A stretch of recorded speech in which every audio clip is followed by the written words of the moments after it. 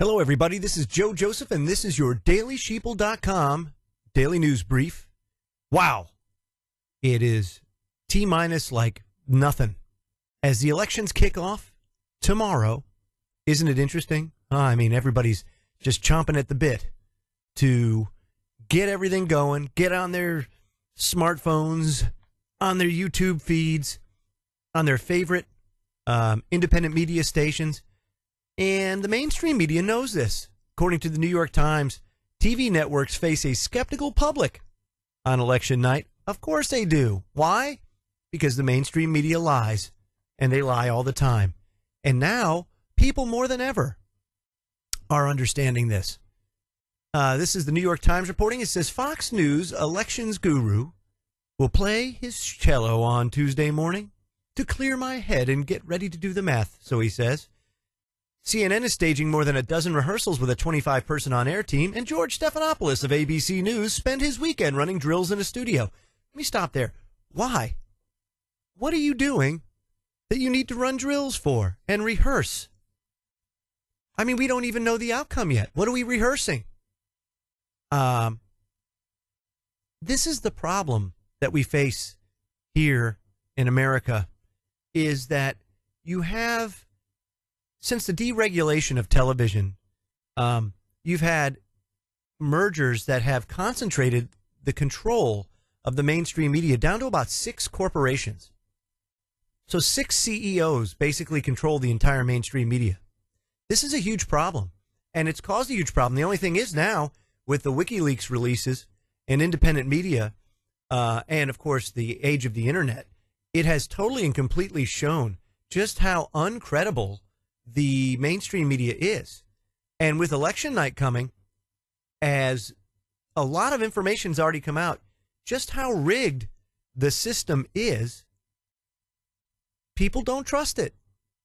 And so they'll be going to different outlets to get their information. Problem is that information is aggregated through very few sources. And even independent media outlets often have to rely on the mainstream media for their information. So it's very difficult. But what we try to do is get the most accurate information that we can, especially here at the dailysheeple.com, to relay to people exactly what's going on. Now, I find it interesting. Our friends over at Zero Hedge actually showed the latest Newsweek. And in Newsweek, it's actually, there's an article. It's the cover story, if you will. Madam President. It hit the shelves a day early due to a business decision. Think about that. It says, while still over a day to go until the earliest possible results from tomorrow's presidential election, a part of the blogosphere and conservative media was up in arms today over a commemorative Newsweek cover depicting Madam President, which appeared in print as early as Saturday, so even more than a day before. Now, InfoWars reported a Twitter user who works at a bookstore tweeted the image with the comment, quote, I work at a bookstore and we typically get magazines early, and looky what we have here. And then adds that, quote, her Twitter account was suspended and subsequently deleted after reporter Luke Costin chastised her for fueling Trumpist hysteria about a rigged hashtag election 2016. Now, the website adds that Trump supporters react to the images with a mixture of anger and disbelief. Now, we were at Zero Hedge, they were initially skeptical, but the more likely and innocent explanation was that Newsweek had simply prepared not one, but 2 commemorative editions as a contingency. One in case Hillary wins, the other profiling a Trump victory, so that they'd be ready to distribute bright and early Wednesday morning. And we would expect both editions would have already been printed and ready to pick up. And to an extent, some of the skepticism was allayed on Monday afternoon when CNN on Monday afternoon asked Newsweek's editor, Jim Ampoko, to comment on the cover flap, who responded simply by sending a picture of the President Trump version of the cover. Isn't that interesting? So they got caught, and then they went back, and they showed another edition. And that's the problem. there's a big difference here. In the case of the World Series, it says, there were 2 sets of shirts created. However, in the case of the infamous Newsweek special edition, the publishing company, Topics, decided to just print the one. So even though they had 2 covers, they only printed the one, and it was Madam President. You think there might be a fix? I don't know. Kind of a coinky-dink, if you ask me. And to me, there's no such thing as coinky-dink. So, take it for what it's worth. And our good friend Mike Krieger over at libertyblitzkrieg.com gives his final thoughts on the election. And he says, election 2016 has been extremely bittersweet for me. On the positive side, though, through the Bernie Sanders and Donald Trump grassroots movement, we've seen clear proof that a huge number of Americans accurately understand that the current system is totally rigged and simply not working for them. These people didn't migrate towards these 2 candidates for some tweaks to the system here and there. Their supporters wanted full-scale paradigm-level change. Ah, the hope and change, yes. And as such, rather than dwelling on the differences between these 2 populist movements, let's consider some of the areas where they overlap. The first one is trade. Opposition to NAFTA and current trade deals such as the TPP, TTIP, and TISA have been central to both the Sanders and Trump campaigns. Let's be honest, folks. Free trade is not in your best interest. It's just not. If you want your manufacturing to go somewhere else, then free trade's great. If you are a globalist, free trade's great. If you're a blue-collar worker, it's one of the worst things for you. Tariffs were put into place to prevent the work from going overseas. But, Bill Clinton, and again, the prior Clinton administration, is the one that kicked all this stuff off. So be very wary about another Clinton getting into the White House, because if that happens, you can bet that all these trade deals are going to go through regardless of what she says, because we know the Clintons are a bunch of liars. Number 2, war and military activity. It says, whether you believe Trump is sincere or not, opposition to Obama-Clinton interventionist overseas wars were key talking points for both Trump and Sanders. Probably taking a play out of the old Ron Paul playbook, a lot of people called him an isolationist when that wasn't the case at all. Being non-interventionist is not an isolationist. An isolationist says, I'm not going to associate with anybody. We're going to just totally hole up. No trade, no nothing. We're going to go total self-sufficient. Now, that would be isolationist. But to not get involved in foreign wars or in illegal wars and other nations' business, then that would be a good definition of non-interventionism. And really, we have no place in intervening in other nations' businesses because we can't afford to do the things that we need to do here to fix the problems that we have. Yet we spend trillions of dollars overseas fighting battles that you and me have absolutely no interest in. All those interests are special interests that profit big time from the military-industrial complex. And also, your big oil has a huge interest in this. So these are things that, again, to the average Joe, has absolutely no value, has a net negative effect on our quality of life and our way of life. And this is what this movement's all about, the Trump and Bernie Sanders movement. Number 3, the system is rigged. Of course it is. Been for a long time. The painful acknowledgement that the U.S. economic system is rigged and it's a scam and that it fails to reward hard work and is more akin to a parasitic, predatory oligarchy with very limited social mobility has been a key campaign theme for both Trump and Sanders. The economy is increasingly dominated by near monopoly giants who relentlessly push for more power and more profits, irrespective of the cost to society. And whether the cost be war, poverty, or social unrest, they don't care. Let's not forget that they have their bunkers. Go to the Ozarks. There's one bank for every 70 people in the Ozarks. Why? Because you got a bunch of rich people there. They've all dug in. just in case. Number 4, money in politics. It says the rigged economic system described above aggregates wealth into an increasingly small number of hands, and those hands then buy off politicians and rig the political process. A rigged economic and rigged political system perpetually feeds itself and endlessly grows at the expense of the public like a terminal cancer. Both Trump and Sanders emphasized this problem. Absolutely it did. The 2010 Citizens United decision was the death nail. That was the last straw, the straw that broke the camel's back to totally and completely break the system. I mean, it was broken before, but if there was any hope of fixing it, it was gone with Citizens United. Because with Citizens United, it ruled or basically validated the Act of 1871 that says citizens are corporations and corporations are citizens, or people are corporations and corporations are people. And that because corporations are in effect a person, you can't limit their freedom of speech, therefore they can donate as much as they want. And then the super PAC thing came around. And, I mean, the rest is history. I mean, this is what we face. It's total and complete BS. And yes, where's the outrage? Well, I guess in effect, you're seeing it with the Sanders and Trump campaign, but I just don't think you're seeing it enough. I think there's a ton of apathy out there. And I could be wrong, but I'm just not seeing it manifest. Number 5, rule of law is dead. Absolutely. Nail on the head. Rule of law has been dead for a long time. You know, to have the rule of law, it has to work from the very top down to the bottom. And be uniform and be equally enforced or equally not enforced.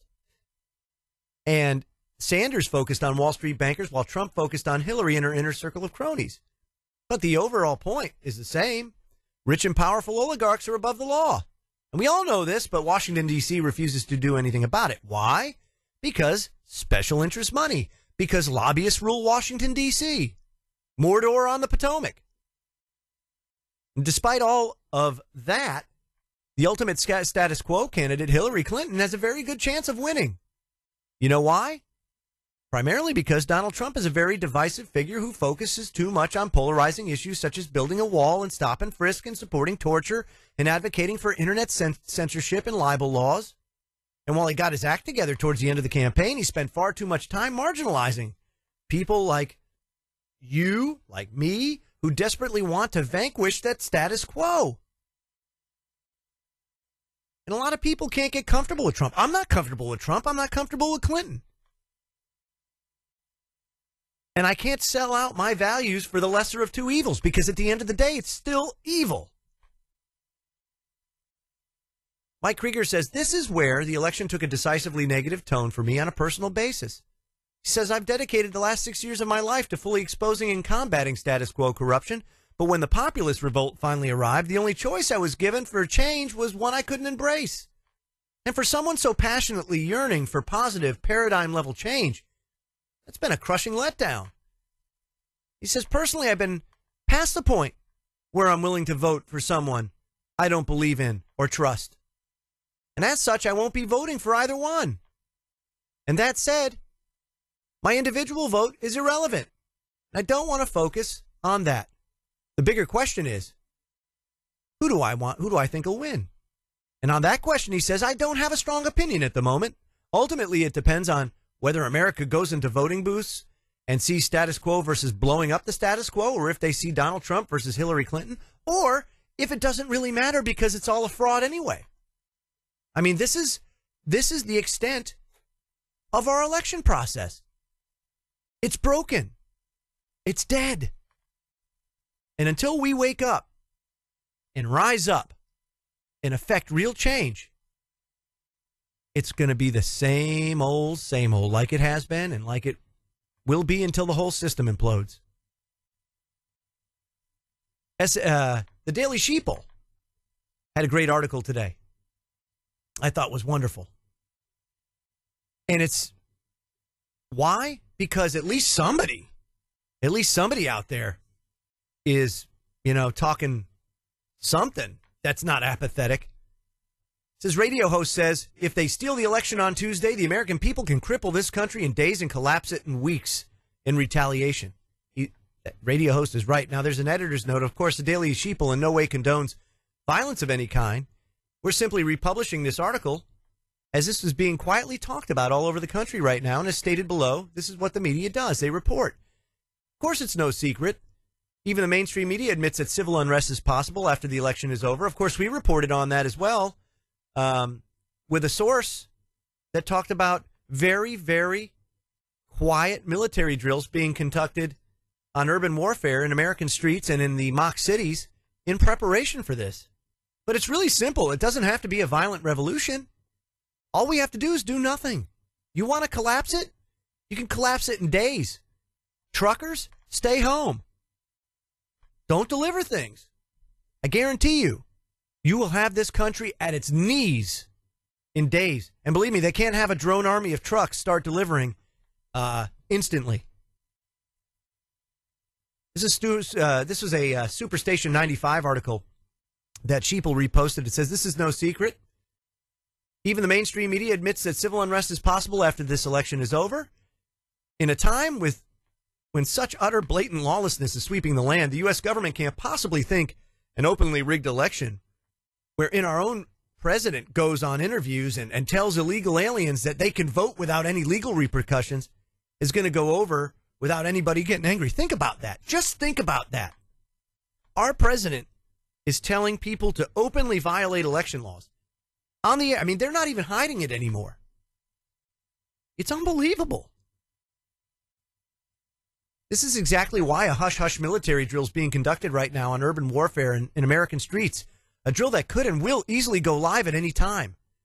They know people are going to be pissed en masse, and there are a lot more angry citizens out there than there are government minions. In fact, how our own military members can stand by and protect such a corrupt, lawless government after they swore to uphold the Constitution is kind of mind-blowing in and of itself. It is. Very much so. I mean, these are the things that we face as a people. But again, it doesn't have to be violent. All we have to do is not participate, not consent. You don't go to work. You don't go to, shut down the supply chain.